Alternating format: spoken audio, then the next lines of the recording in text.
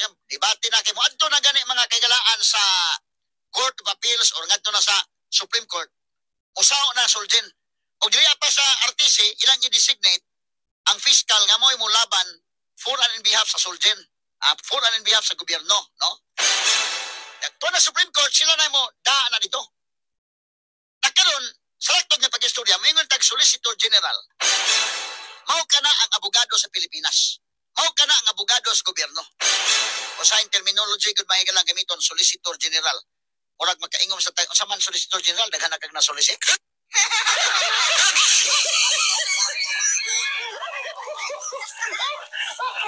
Ito mga legal terminologies, usahay, jargons, may galas, o bang tao ba?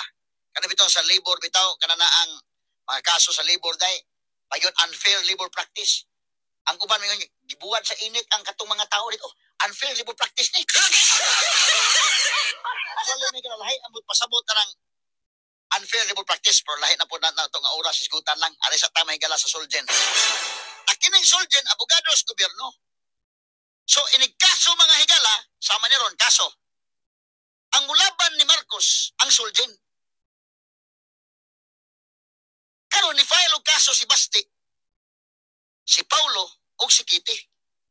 Ni file sa habeas corpus ni ining mga tawhanay na magoy kopyaan ang filean sa si Bersamin, sila si Remulla, General Romel Marbel, sila si Torre, i-file ang kaso. Kinidaghan sila ang mga anak ni Duterte ni file og habeas corpus nga ipadaan gilang amahan ngadto sa husgado o explikaron kini mga tao nga nag-detain silang amahan unsay legal basis ngano nga ilang hikawan sa katungod mahigalas kagawasan si Duterte. Straight to the point. In line kini sa atong constitutional rights nga dunay rights mga higala, dunay freedom ang usa ka tawo. And that freedom can only be deprived if there is due process of law. Straight to the point. Kana nga kagawasan mahikaw lamang kung dunay due process sa balaod. Ani tabo di gong wa man. Wa gani warrant mga kagalaan. Ana gong warrant sa ICC nga wa ma-recognize sa tong korte dire. Equivalent na wa warrant nahitabong warrantless arrest. Nya kung ato sa kana sige tugutan ta sa pag-uyon nga kanang ICC kanang Rome Statute okay na. Maingon man Rome Statute gyapon nga i-deliver nga to sa korte. Wa man i-follow. So muna nga doon na mga igalay legal basis, sila si Paulo, sila si Basti, o si Kitty, nga mo file sila nga to sa husgado, ilang gi-question kini. So mulaban ni Bongbong Marcos ang Solgen. Sus, ang Solgen may gala ni ingon sa ilang manifestation, oy nga, kining di may mulaban ano.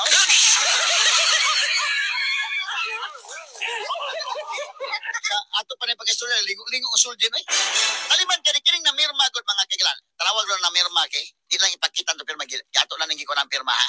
Nagitabunan tala ng pirma para di masundog. Pero kinsa man Minardo Guevara, ang Solicitor General, Assistant Solicitor General Marisa de la Cruz, Galandines, Assistant Solicitor General kini si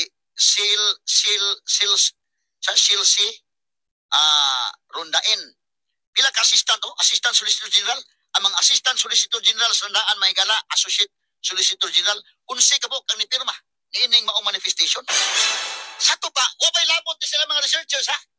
Wapay labot kini mga associates, kato ni mga dagko sa Solgen. Pinanguluhan ni Guevara. Nagsabot ko na sila, dito sa conference room ba? Imagine mo dito sa conference room, nagsabot ni sa unsaon man itong paglaban sa Marcos ng kalat man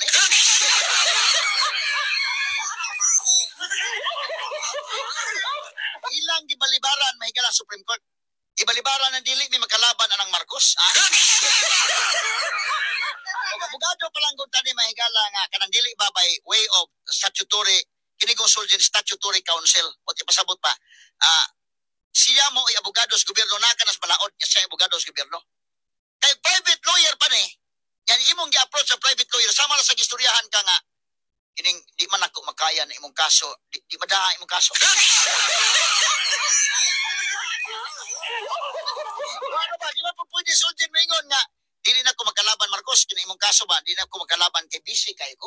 Di man pwede day. Kay Solgen man ka.